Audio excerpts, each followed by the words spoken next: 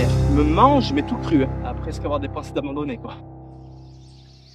Me voilà environ à mi-parcours du GR20 à Vidzavon. Je dois vous avouer que je suis vraiment éclaté ce soir. Le terrain il est extrêmement difficile, je ne m'attendais pas à ça.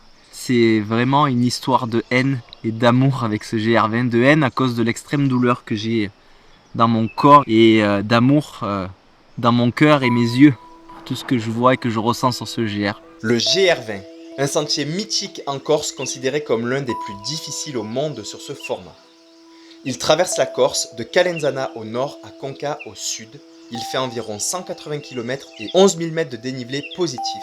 Une aventure redoutable faite de lacs, de crêtes et évidemment de la fameuse salade de cailloux. J'ai entendu des tonnes d'histoires incroyables sur ce GR, mais j'ai surtout ressenti beaucoup d'amour, de respect et de fierté des Corses quand ils me parlent de ce sentier.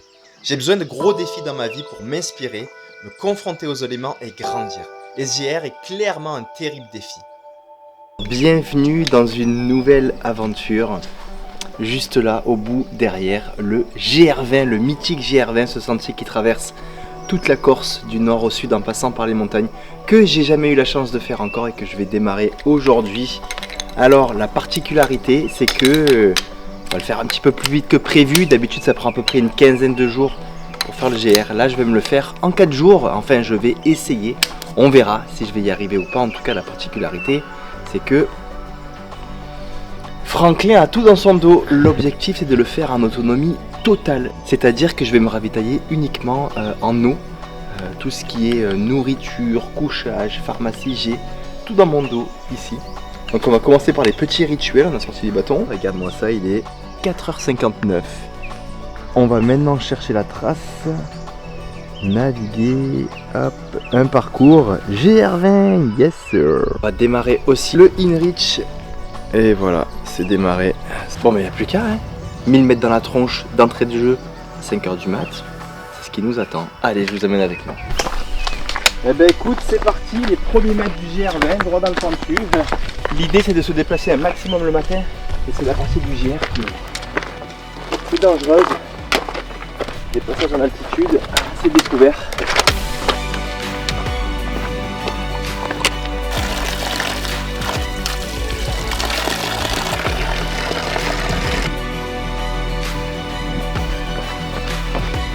La Corse se réveille tranquillement. Les premiers rayons de soleil.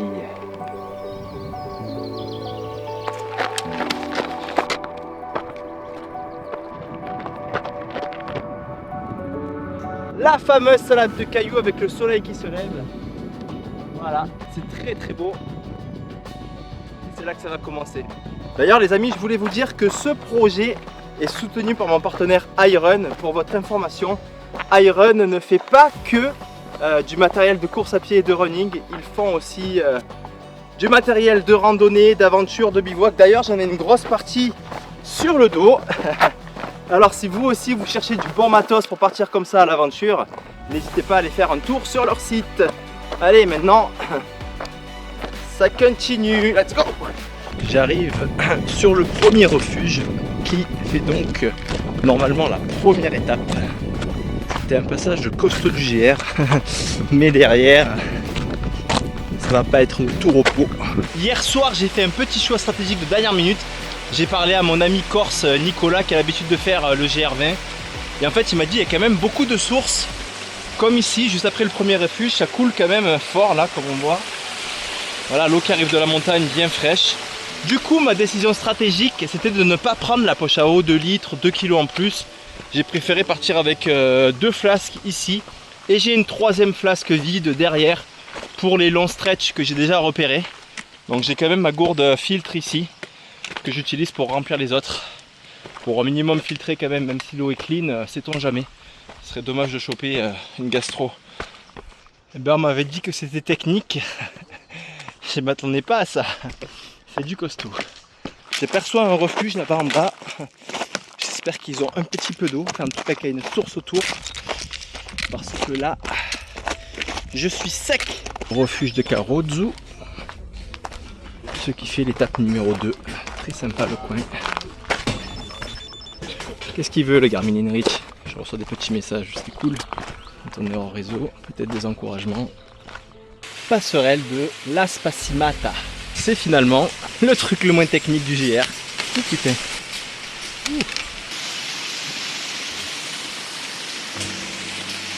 Oh là là, la montée. Je me fais malmener par le GR. Ouh. Me voilà au col de Boca di Stagno. C'est là que le GR officiel continue vers la station d'Asco, la station de ski l'hiver, mais c'est pas aujourd'hui qu'on va skier avec la chaleur qu'il fait. Mais moi là je vais pas prendre le GR officiel, je vais prendre l'ancien GR pour se diriger après derrière vers le cirque. Sur la crête au-dessus d'Asco, c'est du grand n'importe quoi. Un champ de patates, ah non pardon, un champ de roches, pas de chemin. Je sais plus comment le décrire. Il est où le chemin? Je deviens fou. C'est la maison qui rend fou ici. Je suis lessivé. J'ai trop peur de rater combien de kilos j'ai fait. Une partie de plaisir. 26 kilos, 9 heures. Et je t'abloque tout le long. 26 kilos, 9 heures, mec. Alors n'importe quoi. Je suis all-in. All-in depuis le début.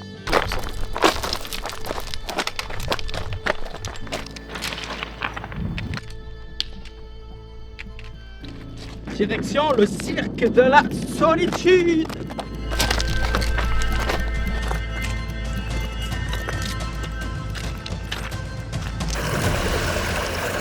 Eh ben écoute, la réserve d'Altor, très très beau, ouais, mais alors un caillou là, un caillou là, un caillou là, et bref, ça me fait bader de regarder ce truc derrière là.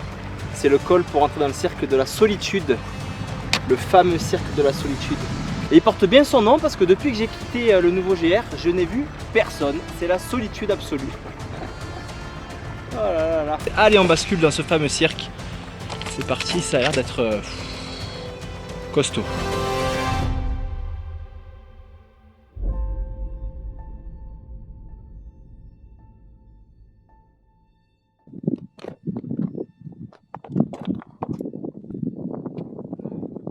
Je sors enfin de ce cirque de la solitude. L'escalade, je savais pas qu'il fallait faire de l'escalade. L'escalade avec un sac aussi lourd sur le dos. Oh, c'est un del. Danger, oui, danger. Oui, oui. Je comprends. Allez, là je crois que je prends un drop de malade. Ouf, c'est de la descente. Avec, comme à la montée, il y avait les grandes plaques à la descente. Bon, allez, on continue à avancer parce que la journée est encore longue pour rejoindre le col de Vergio. Allez. Salut toi. Avec le défi que je me mets aujourd'hui, tu dois te dire que c'est moi l'âne aujourd'hui. Rien à foutre. Eh bien, depuis le col de Boca Minuta là-haut, là ça c'est du cercle de la solitude, la descente est longue. C'est pas facile, je subis, mais on serre les dents. Ça aussi qui fait progresser. Le sac, j'ai hâte de le poser ce soir quand même. Enfin là un petit peu quand même. Refuge de Ciottulu di Mori. Je pense que ce sera le dernier que je croiserai aujourd'hui. Avant le col de Vergio. Ça sentait encore la bouffe, alors je me casse. Merde, je suis plus sur la trace. Qu'est-ce que j'ai foutu? Il fallait partir à gauche. Heureusement que ma montre à le bip m'a vraiment bien sauvé. Alors, je sais pas si on voit. Petite flèche bleue et puis la trace qui est un peu plus à gauche. Donc il fallait basculer sur le chemin qui est là en dessous. 20h15, je suis parti à 5h du mat. Je m'attendais pas à ça. J'espère arriver avant la nuit parce que trop relou de sortir la frontale encore là. Trop relou pour le mental surtout. On est parti à 5h. Ça fait 16 heures que je me fais brutaliser par le GR. Non mais tu le crois? Dénivelé 5100 mètres. Distance 48 kg. 16h, 16h05. Ah, je me suis fait éclater par le GR. Il me mange, mais tout cru. Ah, j'ai commencé pas bien ce soir là. À presque avoir des pensées d'abandonner quoi. Oh, du bitume, c'est bon. Oh, plus de pierre. Ah, je suis sec. Oh, je suis sec. Oh,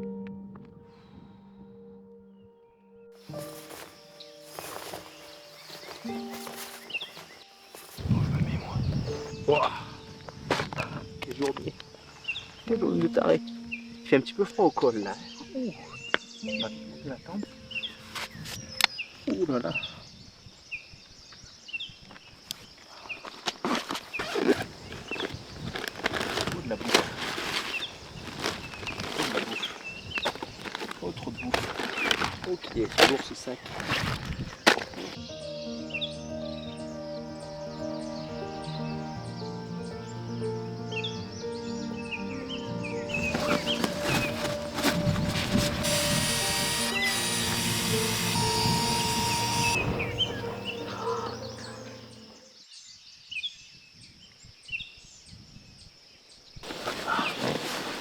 Oh.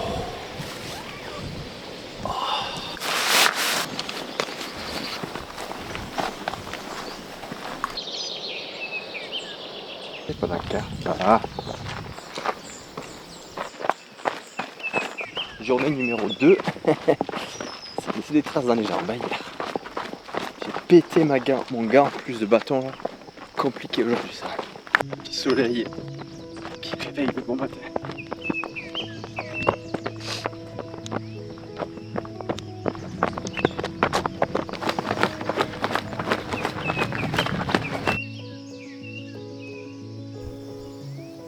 J'aperçois les montagnes du nord par lesquelles je suis arrivé. C'est haut, c'est acéré. On m'avait dit que ça se calmait un petit peu après le col. Bon, ce que je vois devant, je sais pas si ça se calme. Encore une belle ligne d'arête. 7h du mat, ne serait-ce pas l'heure d'un petit café? Hier, j'ai pris mon espresso dans une barre. Mais aujourd'hui, on va le prendre liquide, comme un vrai petit café. Chocolat café, c'est pas beau ça? Oh le luxe! J'espère que ça va redonner un petit peu de boost parce que j'ai pas trop le power ce matin. Alors on a quitté par ici le col de Vergio. On remonte vers le lac de Nino. Allez, on va prendre la météo. Et je pense que là, dans les grosses montagnes, c'est surtout ici que ça va être dangereux pour les orages. Ce matin, légèrement couvert, c'est effectivement ce qu'on voit là-haut. Orageux vers 14h. 8 km/h de vent, 30%, c'est pas violent. Mais c'est cool de pouvoir récupérer la météo comme ça, hors réseau. Merci les Netch.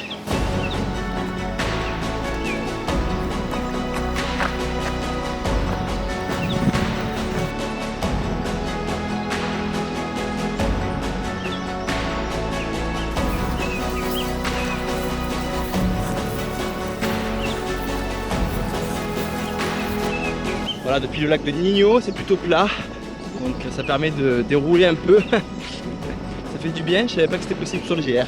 Refuge de Manganou, c'est là que ça repart dans la grosse montagne et on retrouve des pentes à 30-40% dans du caillou.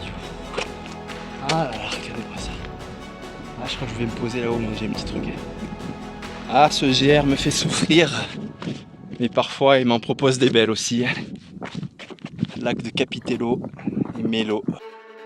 C'est juste beaucoup trop beau. Boca Musea, 2210 mètres. Et là, c'est la direction Petra Piana, le fameux refuge là-bas. On ne s'ennuie pas. Salut les filles. Alors, même pas un petit encouragement? Bah, sympa ça. Bon, j'ai sorti la veste, il y a un mauvais vent là, comme des nuages gris là-haut qui se forment. Et comme par hasard, c'est le moment où je passe le point le plus haut de l'étape. Allez, je viens de passer le dernier col de la journée. Et là, oh là là, serre les dents, dernière descente. J'ai plus d'eau, j'espère croiser une rivière rapide. Allez, petit point après 2 jours sur le GR. Franchement, c'est super facile, une autoroute. Je me demande pourquoi tous ces gens disent que c'est si difficile. Je suis éclaté. C'est l'enfer. Ah, j'en peux plus. On m'avait dit qu'au plus ça allait avancer, au plus ça allait être mieux, mais franchement, je me suis fait déboîter la tronche encore aujourd'hui. J'ai eu un tout petit moment pour respirer au lac de Nino, mais derrière, poum, j'en ai repris plein la tronche. Et là, cette descente là, jusqu'à Vidzavone, elle en finit plus. Donc, je sais pas si je vais aller au bout. Je suis éclaté, j'ai les pieds ils sont morts, j'ai le dos il est mort, j'ai les muscles qui sont terminares. Il va falloir s'accrocher, hein. Un jour après l'autre.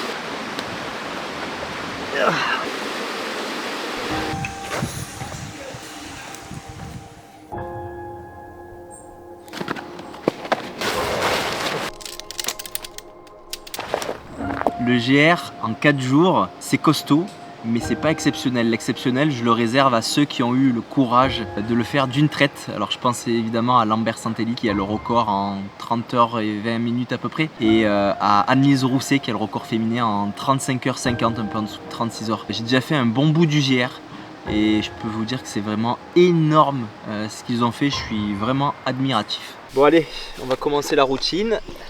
Ma cuisine portable, il y a tout là, intégré. On va bien se faire à manger quand même, hein, après une journée comme ça. Allez, alors déjà on va mettre le petit pied pour pas que ça se renverse l'eau, parce qu'une fois que l'eau elle est bouillante, quand elle se renverse, t'es deg. Et au pire, si elle se renverse sur ton pied, alors là t'es encore plus deg. On va défaire notre petit brûleur Pocket Ultra Light, qui pèse quand même son poids à force, hein. Riz et lentilles à l'himalayenne. Oh, petit voyage. Moi en tout cas, 640 cales, c'est ça que je vais avoir besoin. Mais avant ça, on va se faire une entrée, un petit taboulé bio avec des poivrons et des raisins. Voilà. Et nous aurons en dessert grand luxe, compote pomme framboise. En tout cas, moi ce qui m'intéresse aussi, c'est que je retire bien 200-300 grammes là. Hein. Et voilà. Magique.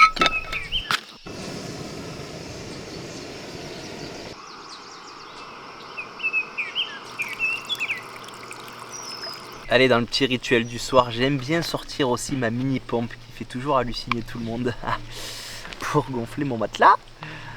Et c'est parti.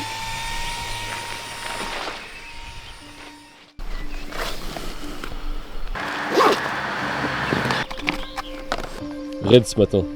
Ah, c'est raide. Allez, démarrage journée numéro 3. Je pensais arrêter hier soir.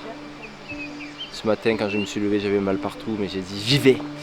Par contre, aujourd'hui, ils ont annoncé des gros orages. C'est le truc qu'on veut pas sur le GR20, c'est dangereux, et surtout que ça devrait tomber cet après-midi.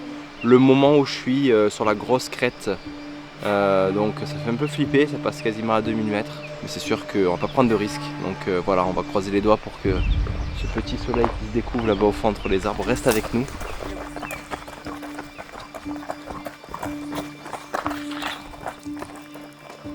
Là, depuis ce matin, le chemin est à peu près propre. Plutôt propre, enfin propre.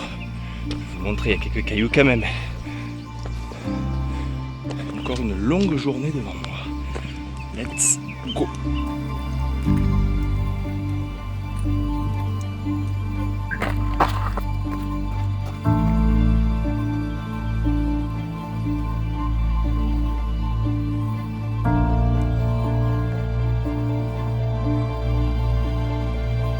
Le paysage a clairement changé dans cette partie sud du GR20. Depuis Vidzavone, là, c'est radicalement différent. Des grandes forêts de pins, des single tracks assez propres. Tiens, là, justement devant moi, il est plutôt clean.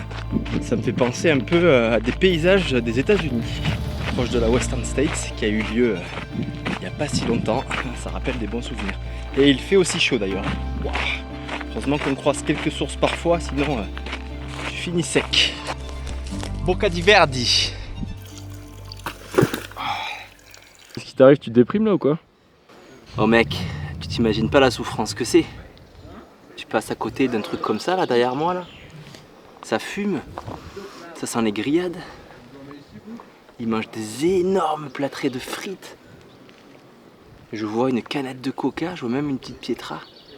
Et moi, tout ce que j'ai droit, c'est de la flotte quoi. C'est hyper dur. Faut pas traîner ici, vas-y on se casse. Direction le refuge de Prati. Et les tendances météo, ils avaient raison. nuageux des deux côtés, blanc de là, très gris de l'autre. Alors je vais pas traîner là parce qu'il y a les crêtes de vent qui arrivent, il paraît que c'est un passage assez technique et aérien aussi, très exposé. Bon, je flippe un peu, mais bon. Au pire, il y a un ou deux refuges là sur la crête pour se poser et se protéger. Allez, c'est reparti.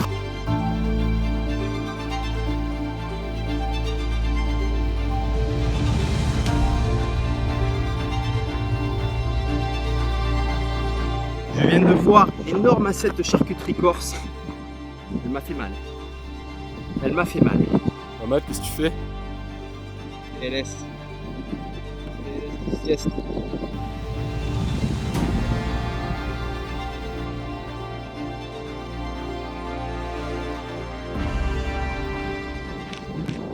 Et voilà, comme prévu, me voilà en plein dans les nuages, sur la crête, entre Prati et Outchoul.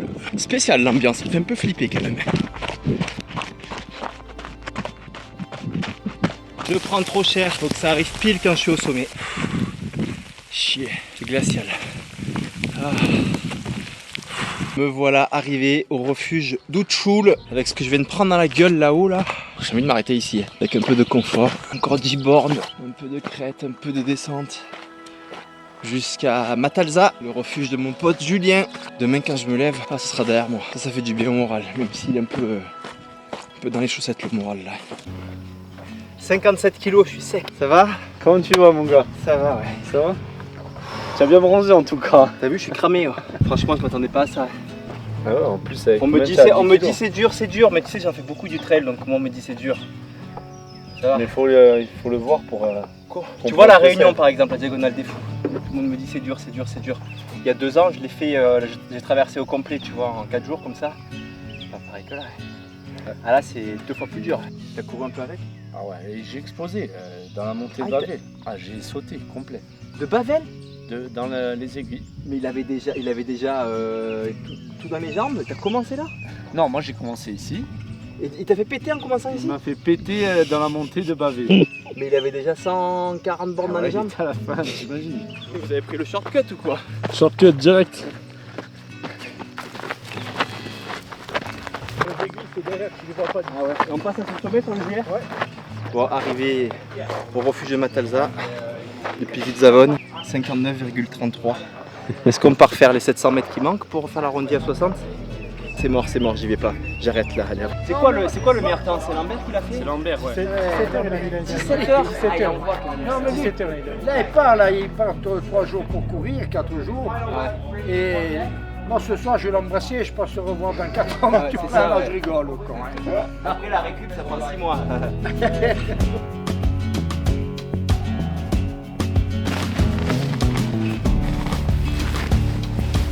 Hop.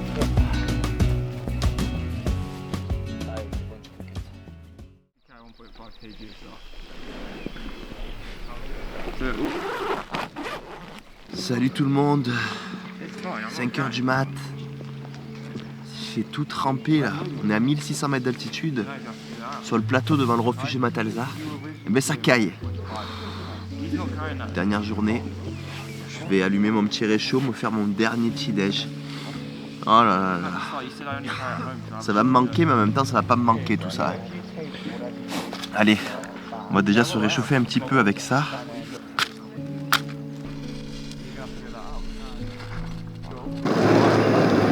Et ouais, tout ça, c'est des petits gestes que on oublie de faire dans notre quotidien confortable. C'est bien parfois de perdre un peu de confort pour se rendre compte à quel point avoir un petit robinet, avoir une douche, avoir une gazinière, des plaques, c'est quand même du grand luxe.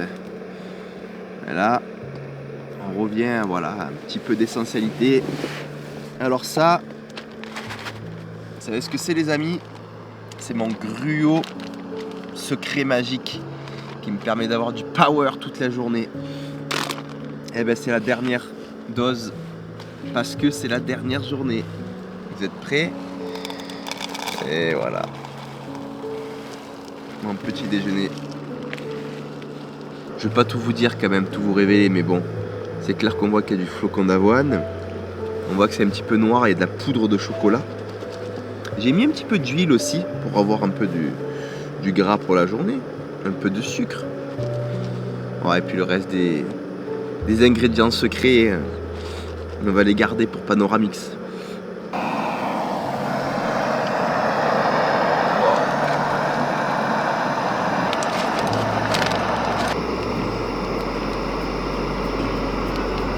Et ben c'est reparti, journée numéro 4 et la dernière. Ciao le refuge de Matalza, ciao Julien. C'est raide le matin à chaque fois. Allez, tous les animaux sont tigrés ici. Il y a même la vache tigre, vous y croyez? Oh putain, il m'a fait flipper. Après les vaches tigrées, les chiens tigrés. Salut les tigres.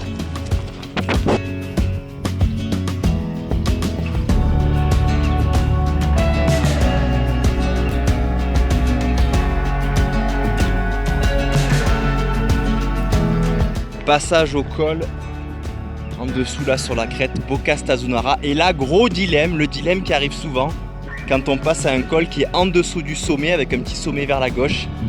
Aller faire le sommet ou pas aller faire le sommet? Prendre la cerise sur le gâteau ou pas la prendre? Eh ben ce matin, je l'ai pris la cerise. Bienvenue sur le sommet Inkujin, super beau avec la vue sur les aiguilles de Bavé là où je me rends tout à l'heure. Et au fond, on voit les grandes montagnes du nord. Donc aujourd'hui, il devait y avoir l'orage vers 13 h. Puis on m'a fortement déconseillé de traverser les aiguilles par l'orage parce qu'ici, c'est un endroit qui est hyper violent quand il y a des orages. D'ailleurs, pareil que la croix, une fois, elle s'est pris l'éclair sur la tronche et ça l'a coupé en deux. D'ailleurs, on voit, il manque un morceau là. Il faut faire super gaffe, les amis. Quand vous passez ici, s'il y a l'orage, restez au refuge, attendez que ça passe. On continue vers la mer de nuages là-bas. Konka, ça sera la fin ce soir. Ouh, cette descente en dessous du sommet d'Inkujin, 1,5 km, 600 mètres de D-. Autant vous dire que c'est un mur. Le parcours classique ou la variante alpine des aiguilles de Bavela, c'est lui qui va décider. Je pense qu'on va partir là-bas. On va là-bas? Ouais, on va là-bas. T'es un petit diable toi, hein? Ouais, t'as vu comment ça monte? Bon bah allez, je t'écoute, hein. Allez, let's go. Allez, on est dans la dernière grosse difficulté de ce GR, la variante des aiguilles. Là, elles sont juste au-dessus, dans les nuages, et on les voit pas. Je suis deg. Comme hier, je me suis fait toute la crête dans les nuages. Ben, les endroits les plus beaux, je les vois pas. Faut les imaginer.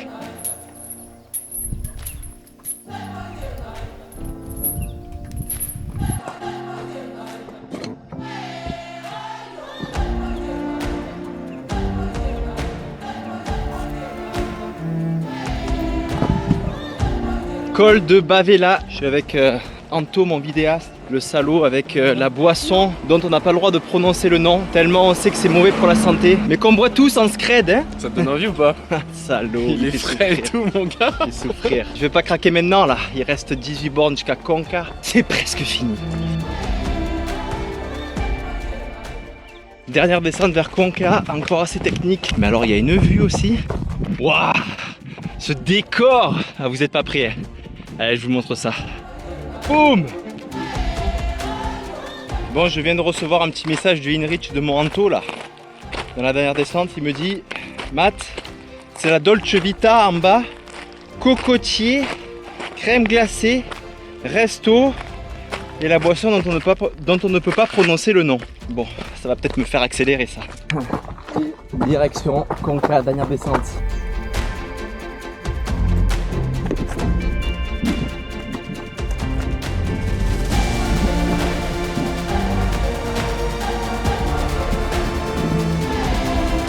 Il est chaud.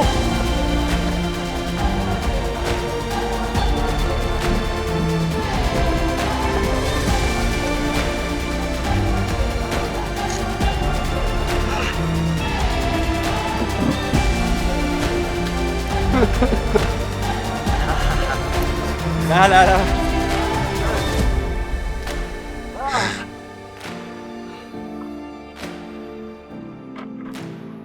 Tu sais, courir longtemps dans la montagne, ben maintenant c'est un peu mon quotidien. Et j'ai réussi à trouver une sorte de confort dans ces longues journées à crapahuter dans la nature. Alors il me faut des énormes challenges comme ce GR20 là pour sortir de ma zone. Parce que je m'ennuie du surconfort. Et en fait je veux faire des trucs qui me bousculent et me font grandir. Et là je peux te dire que j'ai pris quelques années là-dedans. Sur le GR20, en fait, ce que j'ai remarqué, c'est que c'était comme une maison qui se prend des grosses tempêtes toute la journée. Ça arrache les tuiles, ça fait des fissures dans les murs et en fait, à chaque instant, le but, c'est de réussir à colmater tout ça avec du gros ciment solide et après, tu es vraiment beaucoup plus costaud. Je pense que ça me servira dans le futur. J'en vois déjà venir à me demander si un jour, ça me tenterait de faire ce GR d'une traite. Franchement, après ce que je viens de vivre là, je me dis jamais de la vie, c'est vraiment trop hardcore. Mais bon, tu sais, avec le temps, tu digères un peu et puis un jour tu changes d'avis.